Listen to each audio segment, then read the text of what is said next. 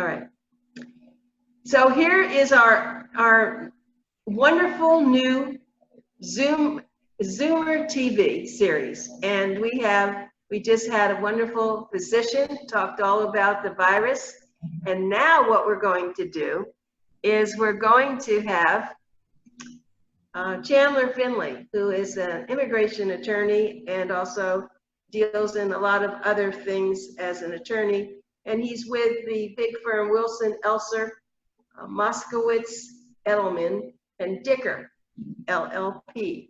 And Chandler Finley and his wife Stefania Finley have quite a practice because they've been doing this for many years, and they help immigrants and people who need to be admitted or to become citizens. And so I asked Chandler to come on today as one of our guinea pigs with our new Zoomer TV. Because I was curious. I know that a lot of theaters have had to close down, and I know that he represents out in Wellington, the Polo Club has a lot of course, the grooms and the riders and the horses, and they were here, he said, in the winter getting ready for their performances, and now they're still here. So I said, okay, Chandler, tell us what they're doing. Okay, so hi, thank you for inviting me to the new Zoomer TV. It looks great. So we represent polo players and equestrian competition riders in Wellington every year from December through April. We've been representing the polo and equestrian players and their crews for the last 30 years here in Wellington. We have an office in Wellington. We have a Miami office and an office in Wellington, and so we handle most of the people directly in Wellington area. It's interesting, there's two parts to the Wellington Equestrian and Polo Center. There's equestrians are the riders that do dressage and jumping the walls and jumping the traps and all those kind of things. And then they have the dressage, which is the horses that trot and dance and move their feet in different directions. Those are two separate types of competition. And then you have the polo fields. There are about 70 polo fields out in Wellington. Really? And there's also 3 major clubs, and the clubs also have their own 4 or 5 polo fields around each club. And so there's about 250,000 people that come to Wellington just for the season from December through April. And that includes the players, the polo players and equestrian riders. They all bring their grooms and horse trainers, people that take care of the horses and that keep training the horses. And they bring managers, and like, for instance, a polo team is 4 players. So a team, each polo player might have a minimum of 5 horses. They usually have maybe 10 to 20 horses each. So when you have 4 players, you're talking about maybe potential of having 80 horses. Okay, wait, stop. So how do they get them here, Chandler? Well, a lot of the teams are comprised of different countries. Some are American. You might have a team of 4 players, 1 American, 2 from Argentina, and 1 from England. And so the guys from Argentina or England, they bring their horses with them. They fly them in like cargo on a plane, on a big 747. They fly them in, and they land in Miami. They have to go through quarantine in Miami because of the quarantine for regular animals. Anyway, not COVID-19 quarantine yet for animals. And then they will, after quarantine, they bring the horses up to Wellington, put them in a pasture, and then you should see the barns and the homes in Wellington. Sometimes you don't know the difference between the home and the barn. The barns are so beautiful. And the horses are all $100,000 horses. So if you have, 10 horses, you're talking about $1 million of horses on the plane. And there's even a groom. A groom is usually someone from Argentina or Mexico or Latin countries that's worked with these horses and the rider for many years. They're actually on the plane in the cargo hall with the horses while they're flying. Oh my goodness! Because these horses, they have to make sure they're calm. They might be sedated a little bit, but they have to take care of them while they're on the plane. The horses are standing up on the plane, I understand, when they fly. So that's quite interesting. And usually what happens is they all come in December because the tournaments start in January, but they bring them in December, set up the horses, get them accustomed to the grounds in Wellington, everything, and also for competitions in the equestrian. And then the riders will come in and they'll start, competing with the horses. But wait a minute, where do you come into all this now? So how does that work? What we do is for immigration purposes, all these people from Argentina, for polo, about 70–80% of the polo players are from Argentina, the top players. There's a lot of American players, but the world's top competition players come from Argentina. It's one of the second national sport in Argentina behind soccer in Argentina, polo. They have polo stadiums all over, like we have football stadiums. They have polo stadiums in Argentina.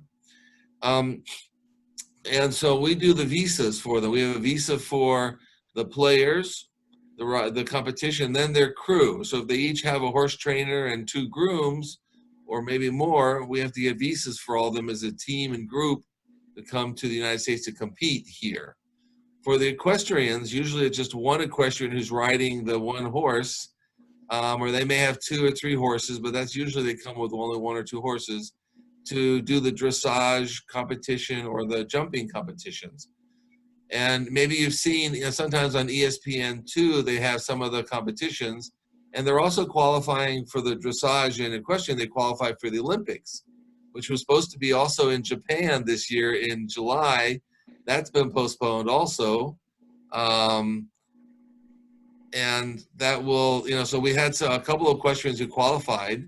There was one from Ecuador who was here competing in Wellington. He qualified, had enough wins to qualify for Olympics, but that got the invitation, of course, but that's been postponed also because of COVID. So everybody comes here in December. They're all ready to go January. They have tournaments January, February, March, and April. So every month is a series, like a set of round robins, a set of tournaments, and they're also worth a lot of money. There's maybe $1–2 million for the winners of the team or the equestrian competitors, and then they're ready to compete. They're all here. The Wellington is busy with players and also the people that come watch. The attendance is very high. They come to watch all the games and everything. So that's what we do. We do the visas for everybody, and the questions we do individually. Most of them a lot of them from Ireland, from England, from Belgium, and of course Canada, Mexico, and Latin America as well. For equestrian, it could be everywhere. A lot of Americans competing in the equestrian competitions also. We also do the visas for some of the judges that are also there to judge the competitions. We do the visas for the referees for the polo games. You have refs on the horses also. And so we do a lot of the visas for most of the foreigners that are here in Wellington. We're one of the only. So now what happened, Chandler, when the virus came? Well, of course, I mean, they played some games in January, and in February they started to still play. But when the stay-home orders came down, the state was closing everything down. They had to stop all the games, just like the national games here, the NBA, football, baseball, everything just had to stop in America. So those games also had to stop. They stopped everything and said they would postpone everything until a later time. But now it's been basically postponed until next year. So they will really have the competition in Wellington this year. It'll skip, and maybe they'll have a competition in California, maybe one in New York when the seasons change. There is a summer games and there are winter games, well, summer games in the north that they might play in New York, but at this point, everyone's gone home. All the Argentines went back to Argentina polo. The Belgians and British and Irish, they all left. A lot of Americans that were here, they all went back home and are all over the place from Kentucky, North Carolina, Virginia, or where a lot of horse ranches are in New York, California, Wyoming, all those places. But right now what's happened is they all left really fast, and they left all their horses here, and they left a lot of the grooms and trainers that are here. So a lot of them came on short-term visas, so we've been extending their visas, one. And then also they, like one of the teams that had like 80 horses, they took as many horses as they could with them in the rush to get out of here, but they left about 30 horses here. And so they left a couple of grooms to watch the horses, and they check on them every day, but the horses are basically left out in the pasture, in the fields, because they're not competing, they can't leave, they can't travel right now, there's no flights, and the people don't want to travel with the horses. The same thing about traveling with the staff and crews, they can't travel, they can't leave. So everybody's stuck here. It's a big problem. Hopefully when things start opening up again, maybe they can, travel again with the horses. And there's big tournaments. Usually the major tournaments in Argentina are, for instance, in November. So they'll certainly want to get all their horses back to Argentina in November. Also for other tournaments in Europe. It's been a real problem, obviously. Like everyone else, they are stuck here. Some of them, of course, are not being employed because the farms and sponsors that were paying for all the tournaments are it takes $1 million to spend on all those horses and all the people and sponsor for the equestrian and the polo. Sponsors are not here anymore. They left, and the sponsorship money is not there anymore. So a lot of the people are basically also unemployed, though they came here with a visa, but they can't work for anyone else, and they are waiting for their sponsors are paying some of the grooms just to watch the horses, and everybody else left. So that's really horrible. I don't think anybody realizes this. This isn't a common situation. We talked about, as you said, football and baseball and everything, and the theaters. But I'm so glad you're here to talk about this. This isn't something that anybody even knows or thinks about, Chandler. So this has been something that you've had to really get on top of, it sounds like. Right. Yeah, exactly. I mean, there's usually, it's amazing, about maybe $600 million is brought to Palm Beach County with all these horses and all the tournaments and the hotels and the food and everything else, transportation, and it all had to abruptly stop. So that has impacted Palm Beach County a lot. It's impacted us as well. We do a lot of visas and bring a lot of people here. We prepared it all in advance. So they were already here, so we did our job already, but now we're trying to get people out of here to set up new visas for people to come back when the season changes. All these international people come here for these tournaments, and now they're either stuck here, or they're trying to go back. Some people are going back with the farms when they go back to Connecticut, where their horses go back to New York or the Virginias or the Carolinas. They're just going back with them to get out of here. They don't even have a place to stay. There's certainly not enough hotels and places to stay in the houses to keep everybody here. And that's also affected a lot of the farmhouses that were rented for all these. We help them a lot of times with that, with the leases for the farms. They come in, they'll rent a whole farm with 2 polo fields out in Wellington, and everybody left, and they probably don't want to pay the rent either. They're leaving, and that's how it's a real disaster as everything else. As I was thinking, as you were talking though about this, now we're coming into hurricane season, and hopefully they can get out of here. If not, we're going to have a problem with the horses with the hurricane season. You hadn't even thought about that. No, I haven't thought about that yet. Hopefully if the state starts opening up and they have more flights, they can leave. I don't know if they'll be leaving with the horses. They might just leave the horses here. But, then again, also it's not only leaving the U.S., but it's where they're going. They have to open up the airports and where they're going also. So maybe they have a flight booked, but they can't actually take off and leave if they're having more problems than the other countries. So now immigration understands that there are a lot of people that are stuck here, and they have some special provisions to email and to call in when people are stuck here. If their visa is expiring all of a sudden because they're stuck, they're able to get extensions of 30 days or longer so that they're able to stay during this time and wait for, the crisis to be over. I can't, this is such interesting information. Only because I know you have an office in Wellington and that you've been handling a lot of this. I would not normally think about this, and it's probably, you're just talking about it here. It'd be interesting to talk about some of the people who are now have left and what they're feeling. It must be a terrible thing because the horses are very valuable and they have to make sure that nothing happens to them. And they have the responsibility. They don't have the money coming in now, as rich as they may be. And what you said was a very good point. I know someone here who's trying to get into Monaco. He's in Miami, and he can't because they're not letting him fly into Europe. Right, they can't leave, so they have to stay here. There are, of course, there were some private planes at the time because you have some very wealthy owners and sponsors. Some of the top equestrian and polo competitors are very wealthy, and they had their own planes, so they were able to leave on their own planes. But everyone else was really stuck on their own here, and it's just something that will continue for a while.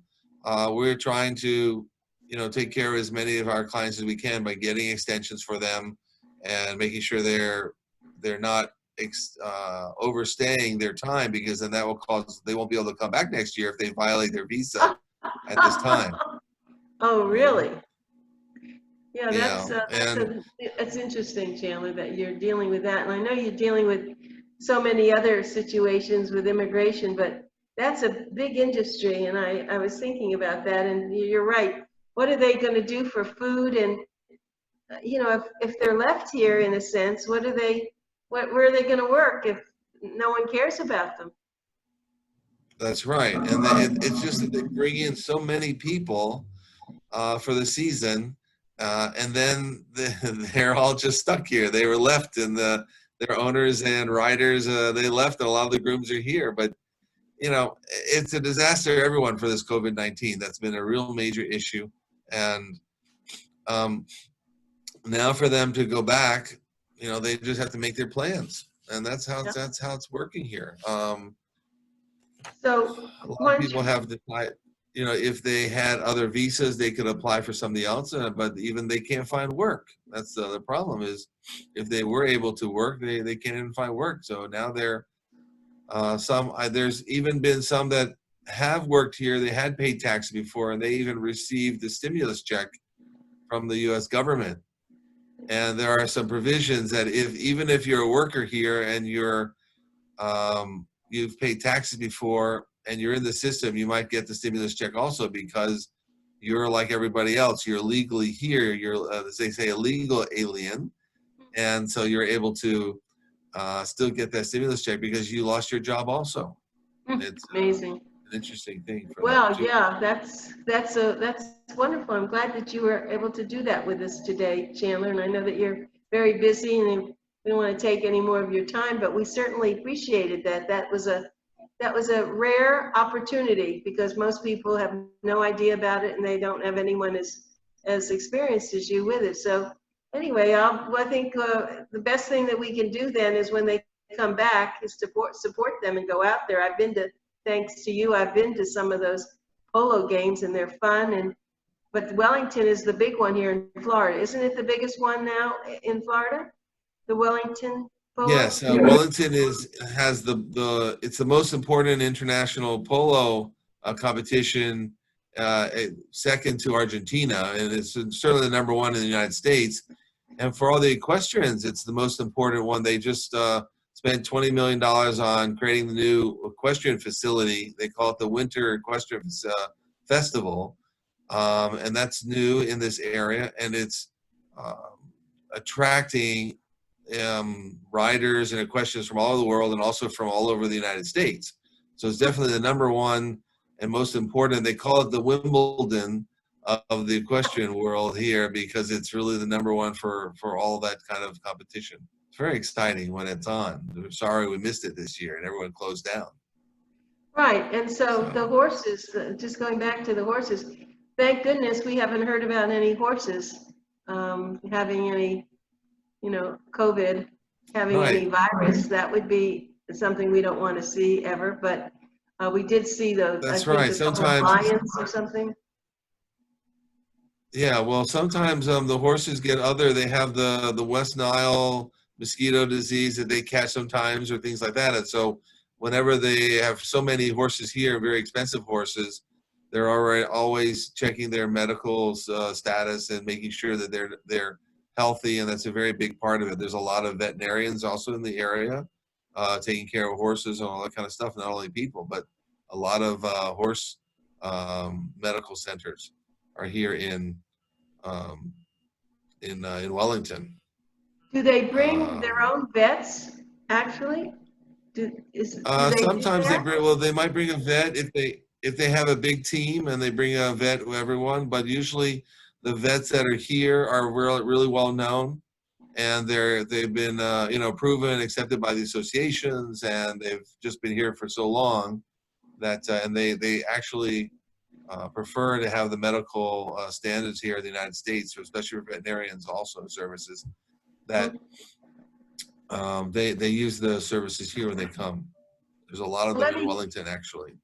I'll just announce again, this is Chandler Finley. He's an attorney at law with Wilson, Elser, Moskowitz, Edelman, and Dicker LLP. And his office is in Miami as well as in Wellington. And if you want to get in touch, you can go to the website's wilsonelser.com, wilsonelser.com. It's been a really good discussion, Chandler. And so one thing I wanted to just share with you is that Chandler's daughter, Jasmine, was on our radio show last week, and she was using Zoom to talk about what it's been like to be homeschooled using Zoom. That was a very interesting thing because that was being done from your home, wasn't it, Chandler? And the kids all had their own desks, and Sophonia's at a certain place. And so everyone's experiencing a whole new way of life. Yes, I think this crisis has pushed the whole world 20 years in advance, making us do everything on the computer, like the Zoom TV now. Everything is, I've been having meetings on my FaceTime, my phone, or on the computer. I'm meeting clients. They don't come to my office so much anymore. We've been, mailing papers out a lot now. Even notary services. You can do a notary service by video. So if you sign something and I watch you, then you send the paper to me, I can notarize it and I get the papers as long as I certify that I actually watched you sign it. So they're doing a lot of things like that in this crisis time. And also for that, the notary stuff is like for real estate closings. There's been a lot of closings we've been handling even during this time where we've had people from Italy that were still had signed contracts before the virus started, and now they're still wanting to, of course, close. The people want to sell there, or they want to buy, and so we've had to have documents go back and forth only in the mail. We close it in the mail and online like this, like a Zoom kind of thing. So that's changing the whole practice around everywhere. The courts are still open a little bit, and they're doing everything by Zoom as well, with the judge and the witnesses, but they're not doing jury trials. They're only And you saw the Supreme Court. We've never hearings heard or saw them before. with the judge only. You know that the Supreme Court. We now got to hear their Yes. people. That was very interesting. Right now, this is my next question. Do you think we'll ever go back to the other way, or now we've been freed? It's a whole new spirit, isn't it? Yeah, absolutely. There's some things, you have to, the jury has to understand the person. It's harder by video. They want to see their mannerisms and whether they are truthful or not. So jury, it's going to take a long time before they do that on video. They want to see the person live, but certainly judges and the law can be taken just on video. We file all the papers now electronically anyway. And so they're already doing that. A lot of it is all email, all video now. And I think it is definitely the way of the future for a lot of government services and everything. All the unemployment people having to go to the unemployment office and fill out a piece of paper with a pen and have it then entered by the service person. Why don't they just do it online now? Right. They're doing it everywhere. They're going to keep it. Yeah, I Righty? know. It's exciting. Well, Chandler, thank you very much. We really appreciated your being on our Zoomer TV, our whole new way of sharing our clients and our participants, and good luck with the other. And we'll talk to you, I'm sure, again. Thank you. Thank you. Thank you very much. It's been a pleasure.